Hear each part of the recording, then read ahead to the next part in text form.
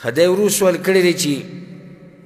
یو سړی د ښځې سره واده کوي او د نکاح په ټیم باندې مهر ولیکي په ریالونو کې یا په روپو کې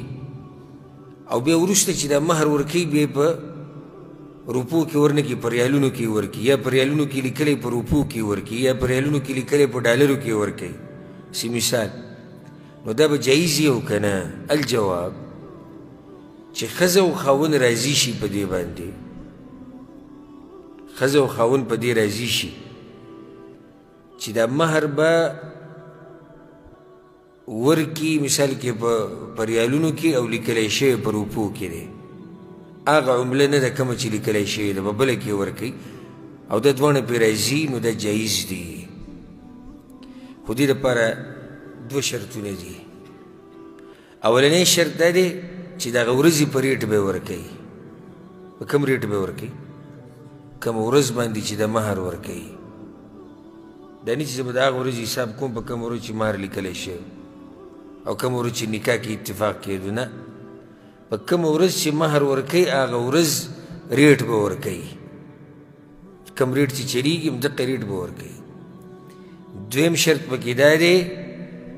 چې دی به پوره مبلغ ورکوي پوره پیسې به ورکوي داسې نه چې د دواړه جدا شي او په خاوند باندې بیا هم څه پاتې نه پوره به ورکوي دا دوه شرطونه دي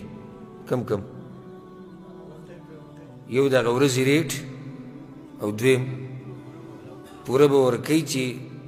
دوی جدا کېږي او په خاوند باندې څه نه اصل په دې کې یو دلیل دی د هغې دلاسه موږ دا شرطونه لګو امام ابو داود رحمه الله یو روایت راوړی د عبدالله بن عمر وایي ما به اوښان خرڅول نو ما به په دینار باندې خرڅو لکه اوښ به مې خرڅ کړو په دینار باندې او بیا به مې اخیستو درهم چې کله به دې کس واپس پیسې راکولې ماله نیټه به پوره شوه او پیسې به یې راکولې زما نو اغست ریټ به په دینار کې لګېدلی او راکو به یې څه شی درهم نو ما د پیغمبر صلی الله علیه وسلم نه تپوس وکړي چې یا رسول الله زه دا طریقه کومه وی پیغمبر صلی الله علیه وسلم ورته چې لا بأسا هېڅ خبره نه ده خو ان تأخذها بسعر یومها د هغه ورځې ریټ به لګي او دویم ما لم تفترقا و بینکما شی په داسې حال به جدا کېږئ چې ستاسو په یو بل باندې څه پاتې نه شي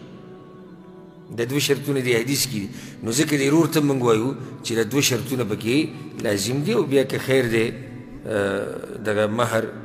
په ریالونو کې ورکوي لیکلی په روپو کې دی او یا په لیکلی په ریالونو کې دی ورکوي په روپو کې به دې کې څه حرج نشتي والله اعلم